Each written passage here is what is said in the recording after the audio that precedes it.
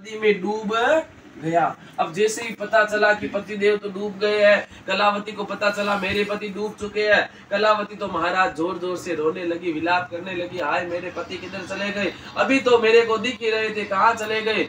जब लोगों को पता चला दामाद जी डूब गए, वो भी विलाप करने लगे, कहते कलावती तो रोते बिलखते, कलावती वहीं पे मूर्छा खाकर गिर पड़ी। लीलावती से देखा नहीं जा रहा अपने बेटी का दुख, वो भी विलाप करने लगी, हमारे कौन से पूर्व जन्मों के पापों के कारण हमें ये कष्ट हुआ है, हमारे दामाद जी किधर चले गए, बार बार ये दुख हो रहा है। कहते महाराज आज ऐसा वहां पे प्रसंग हो गया, उस समय महाराज सेठ जी समझ गए लगता है कोई भूल हुई है।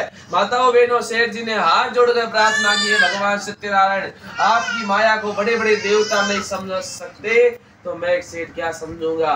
कहते उसी समय आकाशवाणी हुई, अरे सेठ तुम्हारी कन्या ने मेरे प्रसाद का अनादर किया है, घर जावेगी प्रसाद लेगी तो इसका पति तुम्हारा धन वापस आ जाएंगे।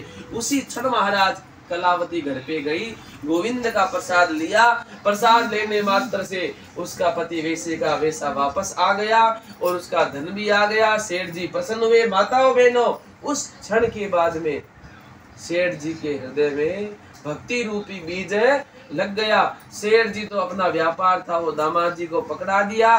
सेठ जी नित्य अपने घर में सत्यनारायण की कथा कराने लगे। कहते नित्य कथा के प्रभाव से क्या हुआ, सेठ जी बड़े धनवान हुए और अंत में वो सेठ जी सीधे स्वर्ग चले गए, सुंदर विमान में बैठ करके।